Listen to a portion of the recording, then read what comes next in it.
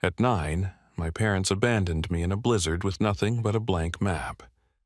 Today, I am worth $320 million holding a lethal secret inside this ring. They came back for my fortune, unaware that the ultimate trap has already been set. The winter of 1998 in Whitefish, Montana did not just bring snow. It brought a silence so profound that it felt as if the very air had frozen in place. I remember standing on the edge of the gravel driveway at the Blackwood Ranch, the biting wind whipping through my thin jacket like 1,000 tiny needles. At 9 years old, I did not understand the geography of betrayal, but I understood the cold. It was a dry, hollow cold that smelled of pine needles and diesel exhaust from my father's idling truck. My parents, Gregory and Victoria Reynolds, stood before me like two statues carved from ice.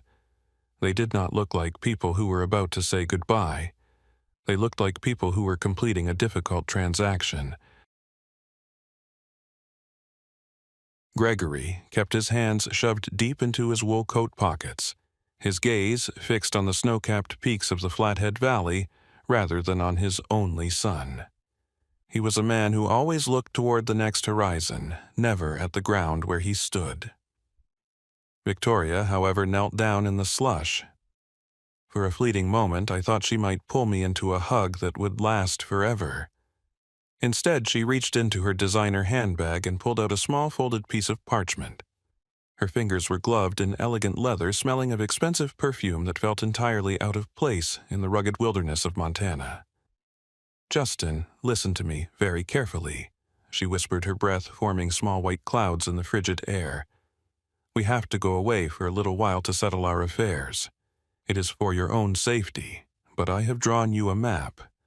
If you ever feel lost, or if you think we are not coming back, just follow the lines on this paper. It will lead you straight to us." Ah. She pressed the folded paper into my palm and closed my fingers over it. Her touch was brief and lacked the warmth a child craves. I clutched that paper as if it were my very soul. To a 9-year-old boy, a map was more than a set of directions. It was a covenant. It was proof that I was not being discarded, but merely placed in a temporary sanctuary. "Be a man, Justin," Gregory said, his voice as sharp as the mountain air. He did not touch me. He simply turned and climbed into the driver's side of the heavy black truck. I stood there, clutching the worn tan suitcase my mother had packed that morning. It contained a few shirts, a pair of boots, and a soldering iron I had stolen from my father's garage, the only thing I truly valued. I watched as the engine roared to life, sending a cloud of dark smoke into the pristine white sky. They did not look back, not once. The tires crunched over the frozen earth, and the red glow of the taillights faded into the gray mist of the falling snow until there was nothing left but the howling wind. The silence of the ranch was terrifying. I was alone on the porch of a house that belonged to a grandfather I barely remembered. My heart pounded against my ribs like a trapped bird. With trembling hands, I decided to look at my future. I needed to see the path that would lead me back to my mother's voice and my father's house. I unfolded the parchment. The wind tried to tear it from my fingers, but I held on with everything I had.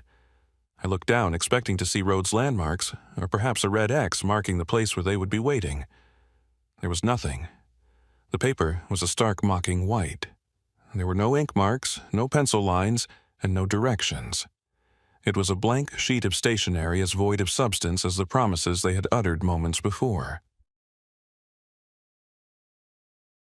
My mother had not given me a map. She had given me a distraction so she could walk away without seeing the tears in my eyes. In that moment, the cold moved from my skin into my bones. The realization hit me with the force of an avalanche. They were not coming back. The map was a lie, and the life I had known was a ghost. I stood on that porch in Whitefish, a 9-year-old boy with a blank piece of paper, realizing that the only person who was ever going to navigate my life was me. I looked up when the heavy wooden door of the ranch house creaked open. My grandfather Samuel stood there. He was a mountain of a man, with a beard the color of the snow and eyes that had seen too much winters. He did not offer me platitudes. He did not tell me everything would be fine. He looked at the blank paper in my hand, then at the empty road, and finally at me. "The wind is picking up, Justin." Samuel said, his voice low and steady. "Inside." I looked at the blank map one last time before crumpling it into a ball and dropping it into the snow. I picked up my suitcase and walked across the threshold, leaving my childhood behind in the Montana frost. I did not know it then, but that blank paper was the greatest lesson I would ever receive. It taught me that if I wanted a path in this world, I would have to draw it myself. Life at Blackwood Ranch was governed by the rhythm of the seasons and the constant low hum of the soldering station in the back shed. While other children in Whitefish spent their summers playing baseball or swimming in the icy waters of the lake, I spent mine submerged in a world of silicon and copper. My grandfather Samuel did not believe in the distractions of modern childhood. He did not buy me video games or plastic action figures. Instead, he would drop a crate of discarded telecommunications equipment on the floor of the workshop and say, "Find the heartbeat, Justin. Everything in here has a pulse if you know where to look." Samuel was a man of few words, but his silence was not cold like that of my parents. It was a purposeful silence, an invitation to listen to the world around me. He was a retired systems engineer who had traded the noise of the city for the isolation of Montana, yet he had never truly left his craft behind. One evening, as I sat staring at the blank wall of my attic room, paralyzed by the memory of the white, empty map my mother had given me, Samuel entered. He did not offer a hug or a platitude. He placed a heavy industrial-grade laptop and a box of microcontrollers on my bed. "You are dwelling on the void they left behind," Samuel said, his voice like grinding stones. "Stop trying to fill it with ghosts. Pain is just unchanneled energy. In a circuit, if power has nowhere to go, it burns the board. You have to give your energy a path. You have to encode it into something that works for you." That was the night the transformation began. Samuel taught me that feelings were volatile, but logic was stable. He pushed me toward mathematics and complex systems not as academic subjects, but as a language of survival. Under his stern but fair guidance, I learned that a broken heart could be rewired into an analytical mind. I started seeing the world in binary zeros and ones inputs and outputs. If my parents were a zero, a non-existent variable in my life, then I had to become the one that gave the equation value. By the time I was 12, the ranch had become a laboratory. While the exterior of Blackwood Ranch looked like a traditional Montana homestead, the interior of the shed was a digital fortress. I did not just learn to build machines, I learned to protect them. Samuel introduced me to the deeper layers of the internet, not the dark corners of criminality, but the hidden forms of ethical hackers and security architects. These were people who valued anonymity and merit above all else. In those digital corridors, I was not the abandoned boy from Whitefish. I was a nameless prodigy with a knack for identifying vulnerabilities in encrypted kernels. I learned how to build walls that no one could tear down, a psychological mirror to the walls I was building around my own heart. Samuel watched my progress with a quiet, observant pride. He never praised me for the sake of kindness, which made his rare nods of approval feel like winning a championship. He challenged me to think beyond the ranch. "If you can secure a network, you can secure your future," he would tell me. "But remember, Justin, the most dangerous vulnerability is always the human element. Never let them see your code." When I reached my sophomore year of high school, I entered the National Robotics and Cybersecurity Competition. It was a prestigious event held in a gleaming convention center in Denver, a world away from the dusty trails of Montana. I had spent nearly a year developing an autonomous drone capable of navigating collapsed structures while simultaneously deploying a localized communication grid. It was a project born from the isolation I felt a machine designed to find people who were lost. The day of the finals was a blur of high-stakes demonstrations and intense questioning from judges. I stood in a hall filled with families. I saw fathers adjusting their sons' neckties and mothers filming every move with proud smiles. I scanned the crowd, a small irrational part of me still looking for the faces of Gregory and Victoria. I wondered if they had seen the news, if they knew their son was standing on a national stage. But the seats I had reserved for them remained empty, two velvet-clad reminders of the blank map in the snow. When the announcer called my name as the grand prize winner, the applause was deafening. I walked onto the stage to accept the gold medallion, the bright lights blinding me. For a second, the old hollow feeling threatened to return. But then I looked toward the very back of the hall near the exit. There he was, Samuel. He did not cheer and he did not wave. He stood tall and imposing, his weathered skin contrasting with the polished marble of the venue. He was wearing his worn denim jacket and his signature Stetson hat, the brim casting a shadow over his eyes. He looked exactly like what he was, a man of the earth who understood the heavens. He gave me a single firm nod and touched the brim of his hat in a silent salute. In that moment I realized that I did not need a crowd. I did not need the parents who had traded me for a chance at a different life. I had the man who had taught me how to turn my sorrow into a masterpiece of engineering. As I held the trophy, I did not think about the map that led nowhere. I thought about the circuits we had built together in the dark of the Montana nights. I was no longer just a victim of an abandonment. I was the architect of my own identity. The energy had been encoded. The path was clear. The transition from the constant hum of the workshop to the absolute silence of the ranch happened in a single heartbeat. Samuel passed away on a Tuesday afternoon, sitting in his favorite leather armchair with a technical manual in his lap and a half-finished cup of black coffee on the side table. He died as he lived, with quiet dignity and a mind focused on the future. I found him when the sun began to dip behind the peaks, casting long golden shadows across the porch. I did not scream. I did not break down. I simply sat at his feet and held his cold, calloused hand, realizing that the only anchor I had in this world had finally slipped its moorings.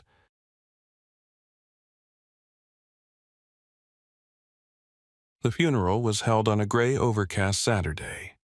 The air in Whitefish was thick with the scent of damp earth and coming rain. It was a modest gathering. Men in worn work jackets and women with calloused hands from the neighboring ranches came to pay their respects to the man who had fixed their tractors and shared his wisdom without ever asking for a cent in return. They spoke of Samuel as a pillar of the community, a man of iron and integrity. The service was nearing its end when the sound of a high-performance engine shattered the somber quiet. A sleek, black luxury sedan, polished to a mirror finish that looked obscene against the backdrop of the rugged Montana landscape, rolled up the gravel path. The doors opened, and out stepped Gregory and Victoria. They looked as if they had walked straight off a film set in Los Angeles. Victoria was draped in a black silk veil and a designer coat that cost more than most of our neighbors earned in a year. Gregory wore a tailored suit and a mask of practiced grief. They did not walk toward the grave, they processed toward it, ensuring every eye was on them. "My poor, sweet boy," Victoria sobbed, as she approached me, her voice projecting just enough to be heard by the back row. She reached out to embrace me, her perfume thick and cloying, a sharp contrast to the smell of pine and rain. I stood rigid, my arms at my sides. I did not return the gesture. When she pulled back, her eyes were dry, searching my face not for pain, but for a sign of weakness. "We are so sorry we could not be here sooner," Gregory said, placing a heavy hand on my shoulder. His grip was firm, but it felt like a shackle rather than a support. "But we are here now. Family first, Justin. That is what matters most. We are all each other has left." The phrase, "family first," felt like a physical blow. It was a hollow slogan, a piece of American sentiment. They had not whispered those words when they left me on a frozen porch 9 years ago. They had not thought of family when they ignored my letters or my achievements. Now they spoke it as if it were a divine mandate. In the days that followed, they moved into the ranch house as if they had never left. They occupied the master bedroom and filled the kitchen with expensive groceries they did not know how to cook. They spoke incessantly about reconnecting and healing the wounds of the past, for their eyes were always wandering. They looked at the antique furniture, the vast acreage of the western fields, and the heavy iron door of Samuel's workshop with a hunger that was impossible to hide. It did not take long for the mask to slip. One evening, while I was in the workshop trying to find solace in the familiar smell of solder, I heard them arguing in the kitchen. I did not intend to eavesdrop, but the thin walls of the— "Oh, we need to get the lawyer on the phone, Gregory," Victoria hissed.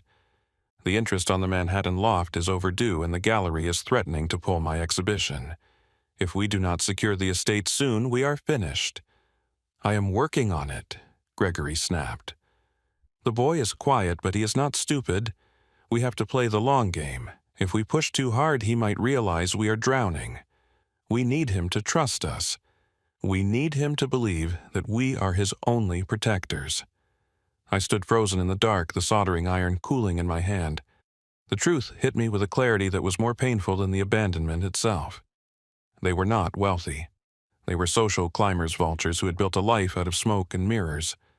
They had spent years chasing a high society lifestyle they could not afford, piling debt upon debt to maintain an image of success. They were not here to reclaim their son. They were here to reclaim— I realized then that their family first mantra was nothing more than a marketing campaign for their greed. They saw me as a biological loophole, a bridge to Samuel's fortune.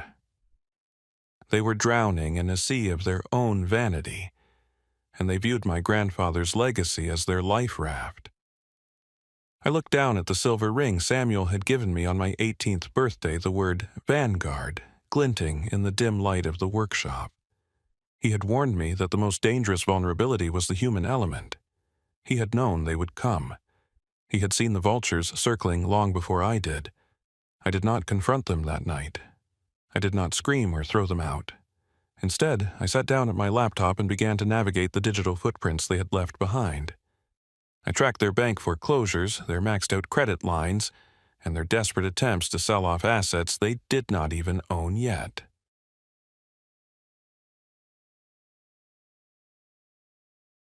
As the autumn rain began to lash against the workshop windows, I felt a cold, hard resolve settle in my chest.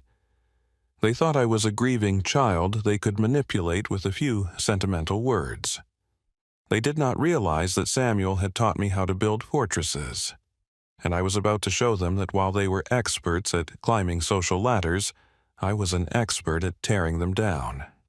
The law office of Sarah Jenkins sat atop one of the few glass-fronted buildings in Bozeman, offering a panoramic view of the Gallatin River. Inside, the atmosphere was sterile and silent, save for the rhythmic clicking of Victoria's manicured nails against her designer handbag. My parents sat to my left, radiating a frantic energy that they attempted to mask with somber expressions. I sat in the center, my hand resting on the mahogany table, the dark titanium ring on my finger feeling heavier than ever. Sarah Jenkins adjusted her glasses and opened a thick, navy blue folder. She did not look at Gregory or Victoria. Her focus was entirely on me. Before we proceed to the distribution of assets, Sarah began, her voice steady and clinical. There is a personal addendum from Samuel that must be read. It concerns the circumstances of your arrival at Blackwood Ranch 27 years ago. Gregory cleared his throat. Is that really necessary, Sarah? We are all aware of the family history. We were in a difficult position, and Samuel offered to help. Samuel did more than offer help, Mr. Reynolds, Sarah said, casting a sharp glance at my father. The records show that at the time of Justin's abandonment, both of you were facing multiple federal indictments for financial fraud and were nearly $2 million in debt to private creditors. You did not leave Justin with Samuel because you wanted to settle your affairs. You were looking for a way to liquidate Samuel's holdings to pay off your legal fees. A cold silence descended upon the room. My mother's face went pale. However, Sarah continued, Samuel was 3 steps ahead of you. He did not simply take the boy in. He spent 6 months quietly purchasing your outstanding debts through various shell companies.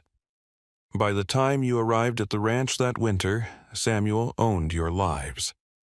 He gave you an ultimatum: either you signed over full legal guardianship of Justin and left the state of Montana indefinitely, or he would trigger a total foreclosure on every asset you had left and hand his evidence of your fraud to the authorities.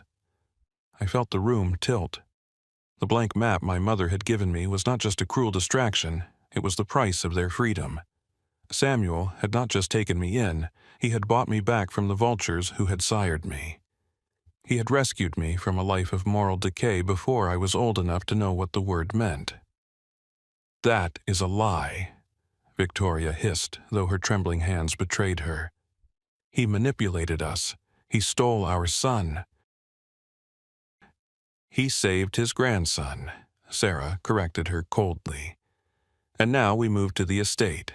The total valuation of the liquid assets, real estate, and the majority shareholding in Zenith Systems amounts to $120 million.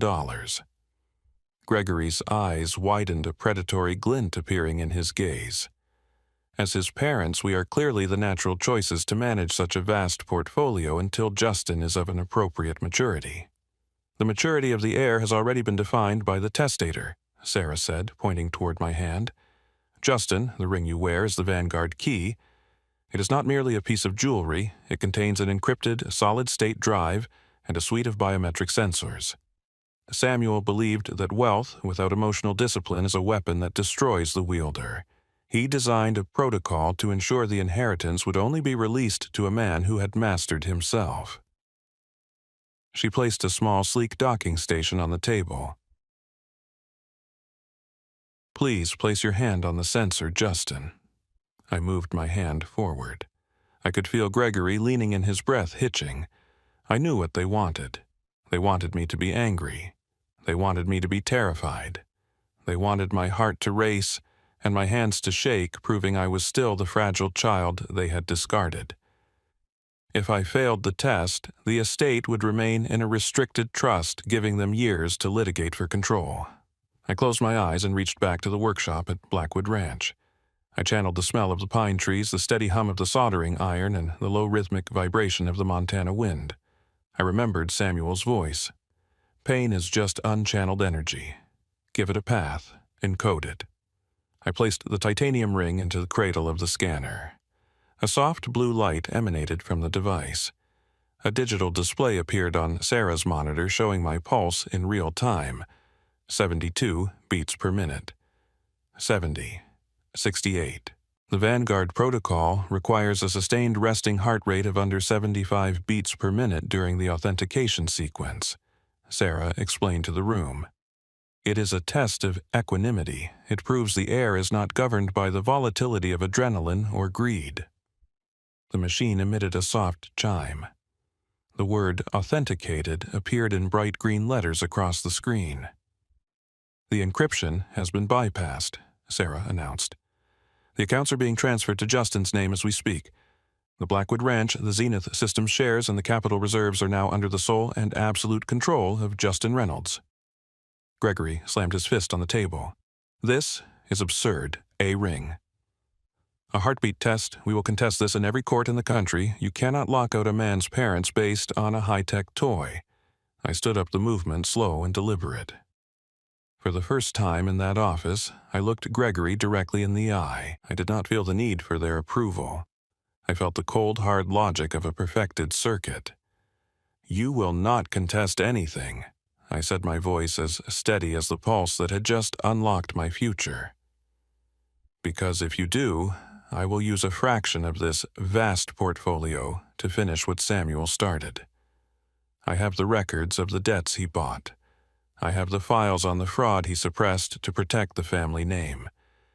If you ever step foot in Montana again, or if you ever attempt to contact me, I will ensure that the authorities finally receive the evidence they were denied 27 years ago." I looked at Victoria, whose mouth was hanging open in a silent gasp. "The map was blank, Mother. But I have finished drawing the lines, and you are not on the map." I turned to Sarah and gave her a single firm nod, the same nod Samuel had given me in Denver. "We are done here."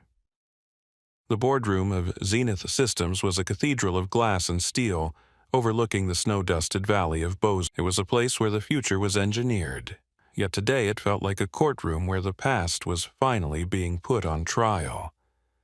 I sat at the head of the polished obsidian table, the vanguard ring catching the overhead lights. Across from me sat the board of directors, and at the far end, Gregory and Victoria. They had not come alone. They were flanked by a team of aggressive litigators. "The board has a responsibility to the shareholders," Gregory announced, his voice booming with a false sense of authority. "We have filed a formal challenge to the testamentary capacity of Samuel Reynolds. The so-called Vanguard Protocol is the work of a man suffering from late-stage cognitive decline and clinical paranoia. No sane individual leaves a global technology firm to an 18-year-old based on a heartbeat sensor. We are petitioning the court for an immediate emergency conservatorship. We only want what is best for the company and for our son. Justin is being manipulated by the ghost of a man who was not in his right mind." The board members shifted uncomfortably. In the world of high-stakes American business, an allegation of mental incompetence could freeze a trust fund for years. I looked at Sarah Jenkins, who sat calmly beside me. I did not feel the anger they expected. I felt a profound sense of clarity. "Paranoia is an interesting choice of words, Gregory," I said, my voice low and steady. "But Samuel was not protecting his wealth from the world.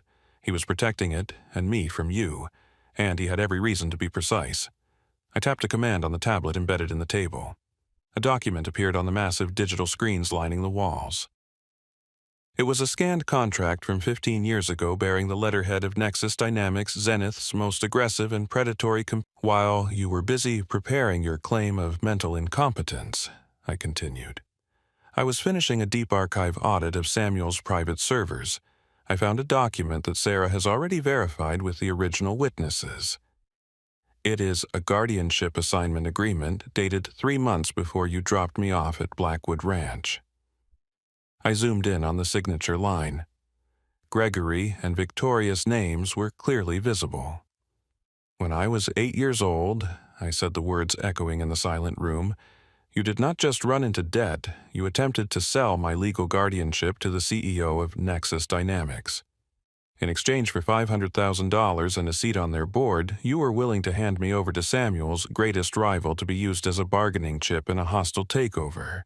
You were not abandoning me out of necessity. You were liquidating me as an asset."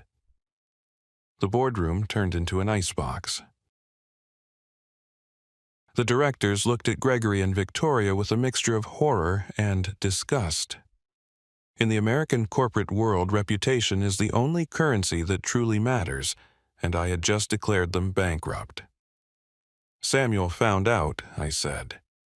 "He intercepted the deal, paid off the debt, and forced you into the exile that you now claim was an act of love. You did not sign away your rights because you were blindsided by greed, as Samuel told me when I was younger.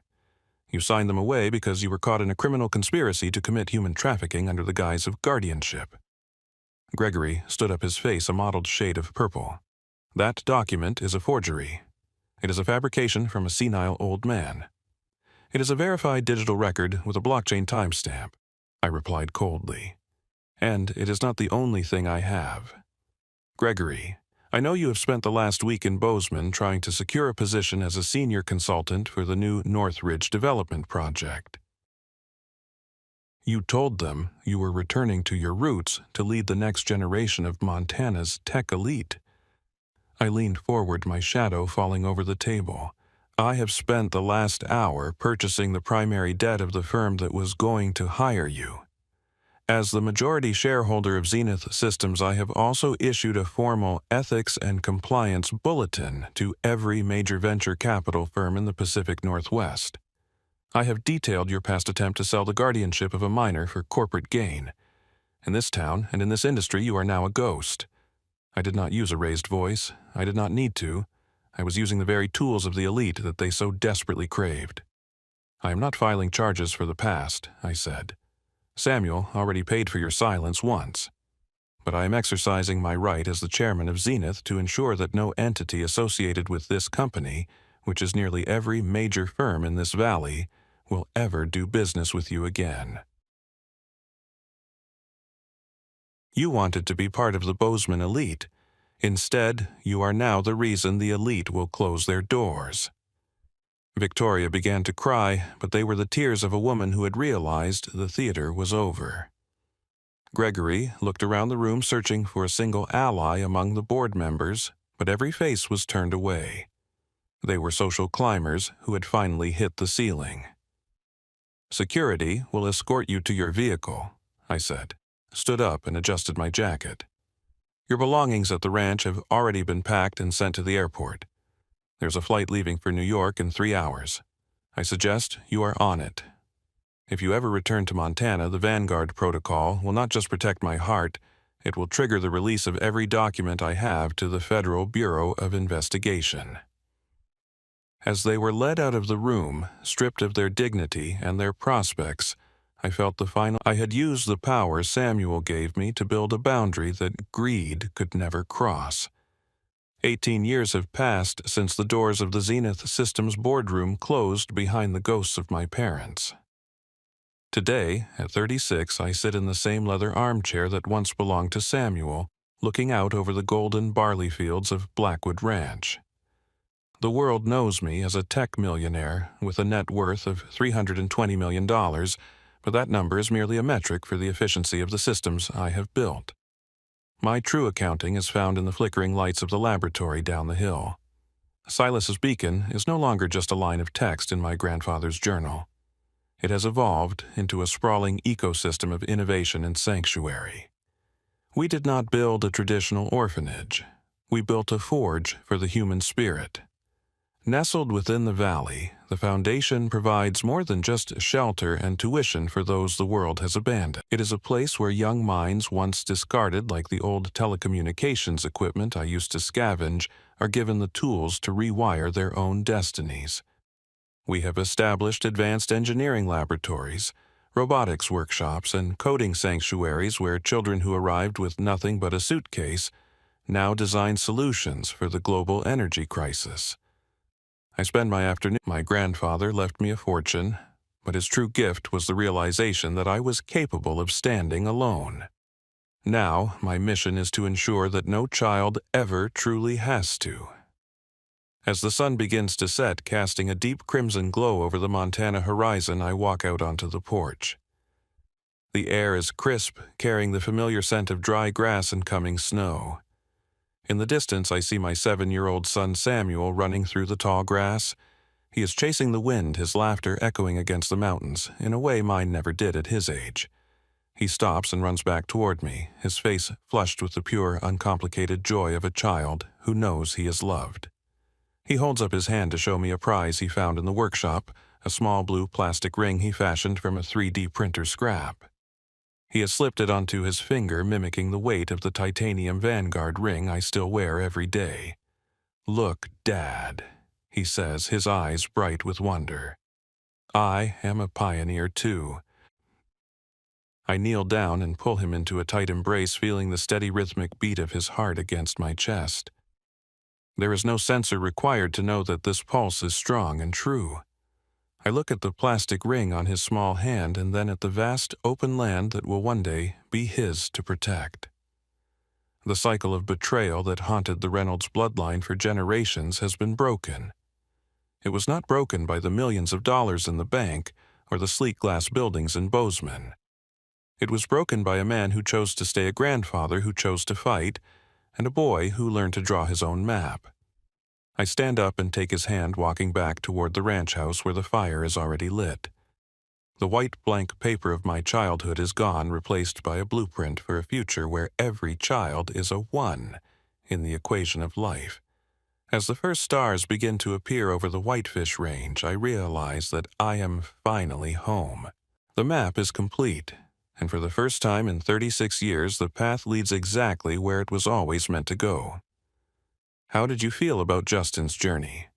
Your feedback is incredibly valuable and helps me craft even better, more meaningful content for you. If this story touched your heart, please leave a comment and follow for more inspiring narratives. Let's explore the power of legacy together.